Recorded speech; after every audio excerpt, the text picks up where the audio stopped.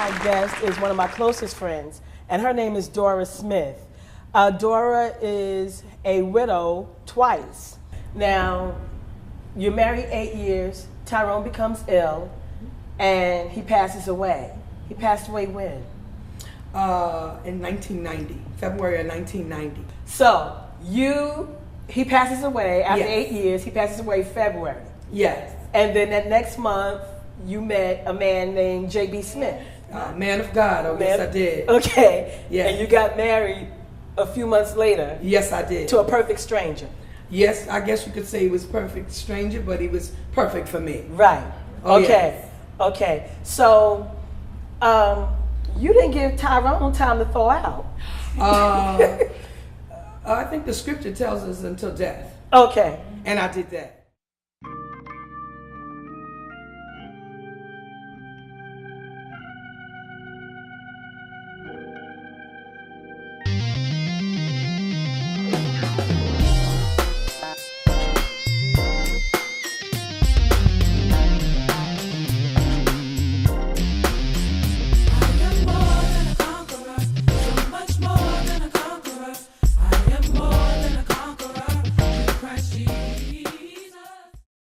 Do you find that do you still mourn over? No ma'am. No ma'am. No mourning at all? No mourning at all. I don't cry because I have his daughter. There again, people didn't know about the baby. But the baby is an intricate part of where I stand today. I'm looking at my husband through my daughter. That's a joy to me. People didn't understand. She's pregnant at 42 years old. But when it's God sent, I went. So if God did that for me, they didn't know then what it was about for now. So literally, I have a child to raise. I cannot stay in grief mode. I cannot mourn. Can I say that my child may go through spurts when missing her dad? Oh yes, and I'm there for her. But you know what? It may endure for a night, and it may not. So I'm past that. The memory is forever. He was a quality person. He loved the Lord, and most of all, he loved Dora. And so I know the Lord's going to send someone just like that. But they have to love God more than they love me. With the agape type of love, which is unconditional. And any good woman would want a man that would love them for who they are, not who they see they can be, but who do you see right now? With Mary and Kay on, and with Mary and Kay off. Right. With the heels, and without the heels. With the curve, or with the SpongeBob lip. I mean, really, at the end of the day, you need to know that when you go home, home is home and love is love. And that way you're relaxed, because I didn't fake the first 2 times. Right. Wherever he is, I won't fake the third time. I'm not mad at you, but let me. Okay, so now here you are. Have you noticed that there's is it for you? Is there, or even for anybody you may know, and in your conversations with other women who have gone through what you've gone through, have you noticed that there's a difference between mourning and grieving, or is it similar? It's similar in some ways, but I think with the grief, like people say, she's mourning. You can mourn as long as you want. That becomes personal. If you need the picture there for the rest of your life, you need the picture. That's a mourning. But grief is when you're looking at the individual. You desire for them to come back, and you cannot get past the fact that they're not returning. That's grief. That's gripping. It's gripping when I know I can't go in the room and he's there. But it's not gripping when I go in, just a memory, and I can keep on going. So the whole thing is, for me, I teach them, don't let it grip you. Mourn as long as you need to. If it's 9 years, if it's 9 minutes, who's to say that she should be over that by now? I find people are very removed when it comes to that. My mom is gone, my dad is gone, and 2 of my husbands are gone. So when people lose those people in their lives, I can relate. They feel something different coming from me because I don't have those people in my life. Now, if you touch my hand and say, I understand, and your husband's standing next to you, I won't say you don't, but it's a different feel. Right. So until you've been there, done that, have the t-shirt and the hoodie. Forget that. It's hard for you to understand it. You hear the words and they just come in and they don't really go all the way through. They kind of bounce off. But when I find out, oh my goodness, you lost your mate too? Oh, well, I lost 2 for a real girl. How'd you do that? I said, let me tell you how. Not to say that I'm writing a book or a manual on how to get over it. Right. That's not one of the titles. But what I will attribute my walk with God and my strength is in Him, and my faith is in Him. So, what did you do to get through that adjustment? What did you do to accept the fact that you're single again? My husband is no longer here. I went from having one daughter to raise by myself. Now I have 2 children. And I think, if memory serves me correctly, actually, no, all of your children were grown except for Shanice. She was the only one that was home. Yeah, she wasn't home. Right. And so how do you go now as a single parent again? How do you go now from 2 incomes to being 1 income? How do you go from the different situations that was happening in your life? How do you make that adjustment? How do you move forward? Well, in my particular case, because I did live alone and it was just myself and my younger daughter, and she was 5 years old, I just took a lot of the weight upon myself. As far as the salary was concerned, I pretty much stood on my own that way, and it worked out well. The things that really kind of bothered me a little bit more were more like emptying the garbage, because I never had to do that. I just don't do garbage. When it came to shoveling snow, I had to find the money for the little boys in the community to shovel the snow. I don't do snow. Right.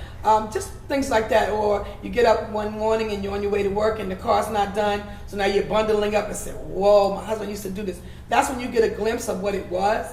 But after a while you pick up and you realize, because it wasn't depressing to me. It never, I can't believe this is happening to me. Now I know some people do say it, and that's fine. Wherever you are, that's where you are. But just know you don't have to stay there. You can go in the valley, but you don't need to stay there. I always depict the valley with the dry bones. But it said, shall these bones live? Only thou knowest. What my walk with God is, can I live again? Yes. Yes, I can. So I pulled myself together, and she was much younger. Shanice was 5, and sometimes I said, baby, you have to help mommy clean the car off. And it became a family type of an event. Not so much with the garbage, but things that maybe Dad used to do. I don't move furniture, so I call my son. I don't pick up heavy items. I call my son. Thank God for sons. Amen? Right, that's right. So I believe that was also very strategic, because even though I lost my husband's, I gained son. I have my brother, I have my family. There's men, there's still men. If you're a woman and you lose your mate, surround yourself with good men. Now, I'm not talking about out there. I'm talking about men you know. Men in your church that you can trust, family members. Surround yourself. Because if you see yourself with a man again, you don't want to lose that momentum. Right. So I don't congregate with women. I don't go out and get my nails done with women. It's just me and Shanice. We do mommy-daughter thing, because that's how it's going to be for now. But I don't want to get caught up in the girl thing, because that's not my world. I know God's going to do something else. So there again, you have to do what works for you. It was never really a girl thing with me. I didn't hang out with women at the mall, so it's not something I had to go back to. Collectively, I was married 22 years with the 2 marriages, so that's what I know and that's what I like. Right. That's what I love. That's what I shall do again. Right. So I look forward to that. If you walk in my home, it's really nicely laid out, and I cook. I cook every day. Is that a plug? Yes, I cook. Can you cook? Banana pudding and homemade pound cake. What'd you say? Oh, yes. And I do that except on Fridays. Kitchen's closed. Right. Okay. For that man that looks for a Friday meal, if you come for me, we're going out. It doesn't have to be intense. But the lights are out in the kitchen. I let that first husband know that, and that worked. And okay. The second husband loved it. But there again, you have to have a level of expectation. My greatest level of expectation is that God is going to do what He said He's going to do. And when He makes a promise to Dora Smith, He brings that promise back delivered. Sometimes it's gift wrapped, and sometimes He didn't have time to wrap it. But He is a deliverer. He's done it before, and I know He'll do it again. Wow. So do you believe that in the midst of all that you've gone through, what is your biggest regret? I don't know if I have any regrets. I really don't see any regrets, because there again, the way He's made me is to really literally, I number my days, but I look at what God has done. And really, what you think, 56 years is a short span of time, but He's done so much in me and through me. And I'm a vessel that He's using to reach others. And I always say, if I can't help someone else, then what type of life is that I have not been able to reach out and touch someone else? So I really don't have any regrets. I just have a lot of anticipation, high expectation. and my latter shall be greater. And I've had good life, I've had great life, but I like where it says, and your latter shall be greater. And so no matter what it looks like to the person here that's on the outside looking in, the anticipation that it's going to go higher, and that he'll do exceedingly abundantly above what I ask. And I'm asking him for some things and what I think, and I can think of a whole lot of things, and everything that I ask and everything that I think, he's above that. So I want God to stay right where he is and keep me right where I am, so I'm at that right place at the right time to be swept off my feet.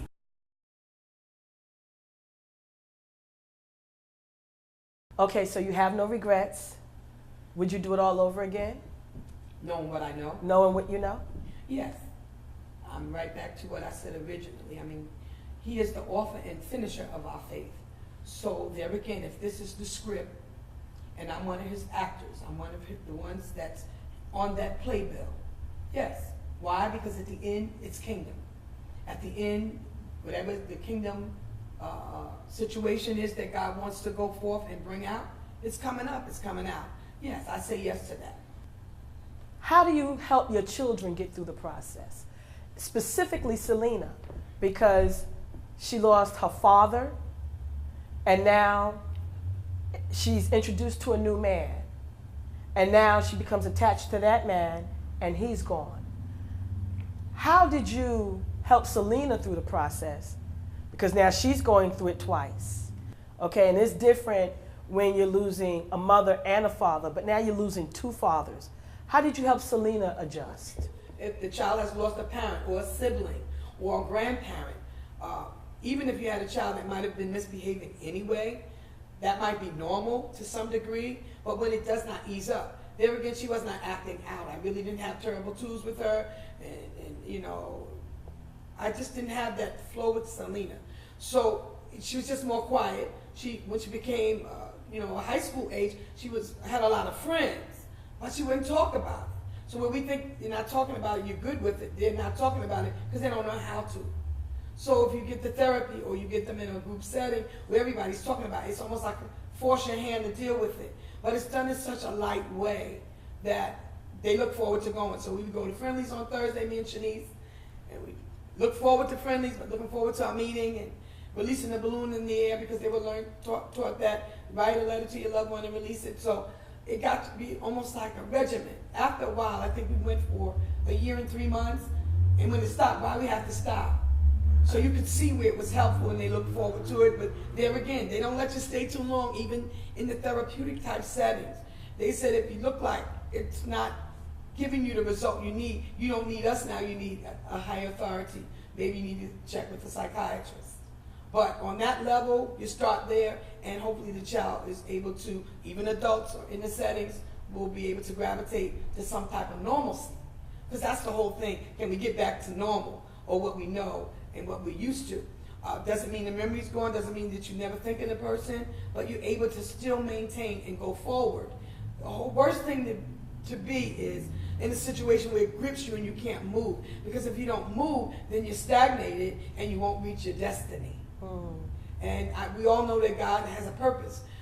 My life is purpose-driven, so every day that I walk, every day that I talk, every person I touch, that's purpose-driven. And so I'm cognizant of the fact that that's how God has made me, and that's why I'm in the earth. So I don't want anything to stop me from getting to the place God would have me to be. So here you are. You have to help Selena through this. Because she's lost two fathers. Mm-hmm. You have to help Shanice through this because she's a baby. She's just lost her father. At the same time, you have to help Tracy, Darlene, and Christopher because they have not only lost dad, mom is gone too. Yes. How do you help them get through this process again? Because I'm sure for them, it was as soon as I got over mom being gone, now here goes dad. How do you help them? It wasn't anything that I talked about. I think it was just more of an example of the way I walked. I've had several of my children say, Mommy, I really wish that I had the strength that you have.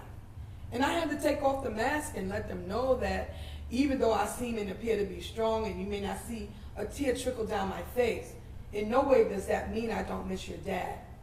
He's here. He's in my heart. You can't put everybody in that place. I said, but he's in my heart. So I did not lose my father. I lost my husband. But then not too many years later, I had to go back and say, I also know what it is now to lose your dad, because I just lost my dad. So I think along the way, as we would bite it off and kind of look at it, life and experiences in life helped us to grow and helped us to learn how to really maintain and to continue with our life. And I think they do see strong faith in me because that's who I am. But they also know that there's times when I do feel things. I may not wear it in my face, but just like you can talk to your child right now and say, Yasmin, what's the matter? I hear something in your voice. Or you can look at your daughter and say, I don't like the look in your face. So they began to always know, Mommy, you all right? I said, I'm good. You all right? I said, yes, think about your dad. So it's not always what we say. Sometimes it's the face that we wear. They always say I have a Kool-Aid smile, and that's true. I always smile, but it doesn't necessarily mean that's what I feel inside. That's just my presentation. That's my stage face, and that's the way the Lord made me. But we do really go through, and we do really feel. But again, we have to realize that there is life after loss. Once you gravitate to the fact that it won't always be like this always, and also to begin to find your purpose. I'm left for what? He took him, not me. He took them, not me. I'm still here. So do I sit here like the lepers? Do I sit here, we here and die? Not Dora Smith. I'm going to get up. I'm going to be about my Father's business because this is what he's done for me. I owe him.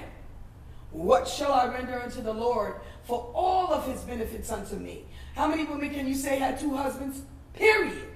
How many can say they had one husband? I'm thinking one. Okay, so can we just go there? So if you bless me with two and I bless them, you bless me with children and I'm blessing them, you bless me with 11 grandchildren and I'm still blessing them, you bless me with a church family and I'm blessing them, I owe you big time. Wow. So after all that, you're ministering and you're helping and you're going through that. Who's helping Dora? God. Tell me about it. He's just my strength. At the end of the day, I look up to God and I look to the hills from whence cometh my help coming from the Lord. I do have great family support. They're there also, but I just feel like I'm the helper. I even remember when people visited after the repast and everybody's at the house and I'm serving them. I'm handing out tissues. I said, we have a pot of chili. Anybody wants some chili? I have some chicken. That's just how he made me. I'm not one. I don't seek attention. I like attention. Right. Everybody like attention. But I don't seek attention. I said, so at the end of the day, I'm still going to give it out. But I'm good. I feel good. I'm embracing my future. And I know that God's going to do what he said he's going to do. Okay, so now you have Widow's Mite. And you're not only this. I know it's called Widow's Mite, but this isn't specifically just for. It's specifically for widows and widowers. But what about those who have lost fathers, lost their mother? How do you include them in your group? Do you include them in your? Is your ministry? Is your message? That's my question. Is your message for them the same as it is for anyone who has lost a husband or a wife? Okay. Well, when it comes to Widow's Mite, it is a select group of widows and widowers. However, anybody that suffers loss, a lot of times people will send them to me because I have a word. It's the same, to appoint unto them that mourn in Zion, beauty for ashes, and all joy for your mourning. Garment of praise for the spirit of heaviness, that you might be called the trees of righteousness, the planting of the Lord, that he might be glorified. So it still goes right back to scripture that there is a time for all of that. But there's some joy that does come. There's some oil that comes. The oil drips and allows us and anoints us to go forward. It's the same message. However, this is specifically for widows as far as the ministry when I meet them. But when it comes to other portions like the conferences, it's geared for women and men come because that really has nothing to do with anything except for transfer. Beauty for ashes. So if you lost your mind, if you lost your money, you lost your job, you need somebody to say there's something else going on that's going to help you push forward. So the conference is a women's conference that I host every year, and everybody from all walks of life has been coming. Someone said, well, why don't you just do widows? Because I didn't hear God say that. The ministry's for widows, but the conference is for everyone. Okay, well, we have it. This is the third year that I'm having the conference. This year, our lineup is Reverend Cordelia Wallace from Agape Ministry, Agape Cathedral Ministries in Brooklyn, New York. She's a powerhouse, and that theme is not by chance. We're armed and extremely dangerous. What it really is saying to us that no matter what we walk through in life, if you don't have on the full armor of God, based on Ephesians 6, 10, and 11, you're not going to be able to withstand the fiery darts of the enemy. The dart could be death. It could be sickness. It could be several things in life. But if you have on the armor, you're dangerous. These things come, but they don't stop you. These things come, but they don't knock you down. You might go down, but you come right back up. And I have that powerhouse there to deliver a sound word in this season. And I have Evangelist Bettina Pennon, who's going to be our psalmist for the evening, and she's going to sing us and open up the gates of heaven through worship. And I want you to be there, because it's no conference without you. You are the ones that make this transfer take place. The atmosphere will be charged. The word is going to be there, which is what we need. Singing is good, but if we don't have that foundation of the word, which is what we live by, which has kept me all of these years and will continue to keep me, as the word of God, everything else passes away. So at the end of the day, you want to be there. You want to make sure you have your armor on. If you don't, by the time you leave, that garment is going to drop on you, and you're going to walk out knowing that you can take on the world. Wow.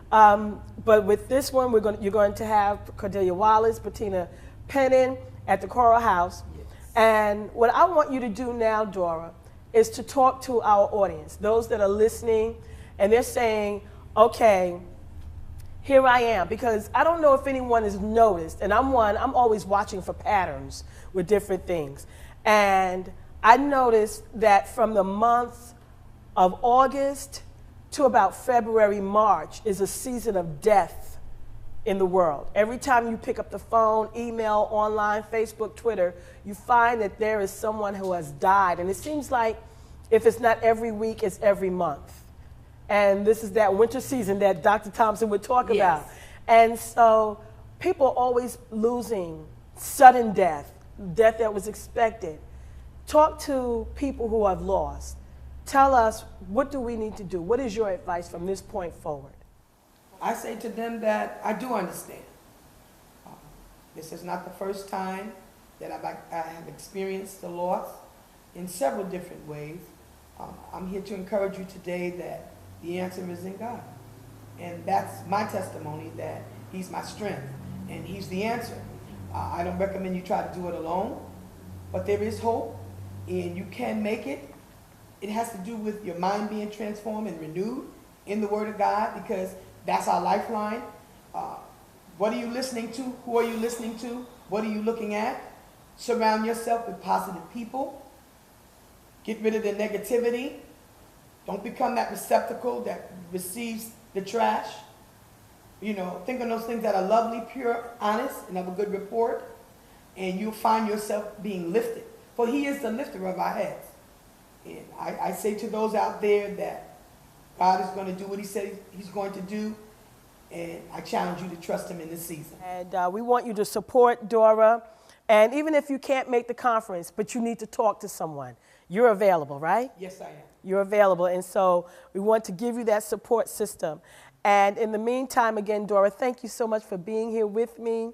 Thank you for being my shoulder. I know you've helped me. I didn't lose anybody. I haven't lost Mom, thank God, Dad, thank God. But I've gone through loss. Yeah. And even in my loss with divorce, with separation, even with boyfriends, you've helped me get through it. And a lot of times, you know, people say, oh my God, how do you deal with it? And I always think it was Dora. Dora helped me become who I am. And I have to kind of say that this show is even because of you, because of who I am. And so thank you so much. Thank you so much for coming. Thank you so much for being here. And again, I want to thank everybody for watching and for tuning in to Get This Live with Lady Mae. And if you've noticed, I usually tell people that this is not a Christian talk show, but this is a talk show discussing anything with anybody everywhere. But the key focal point in this particular show was to let you know that without God, you can do nothing. You can't move on. You can't go forward.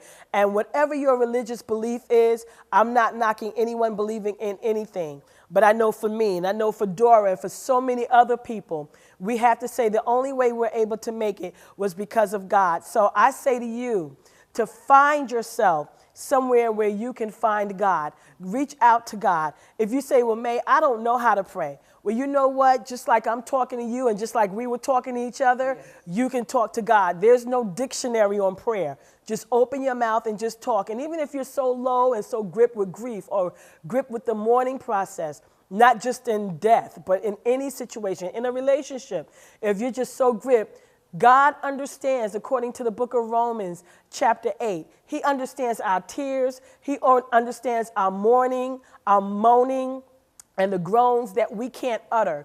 God understands. So even if you just say, God, help me, God understands what you're asking for. And the Bible even teaches us that he's even able to interpret your tears. So even in your crying process, say, God, I don't know what to say, but understand my tears and help me. Heal me. God will do that for you. God is going to be that gentleman that you need that will know how to treat you. You don't have to be gay. It's not a gay thing. It's a God thing. So allow him to come in and be who he is and to change your life and to help you through this process.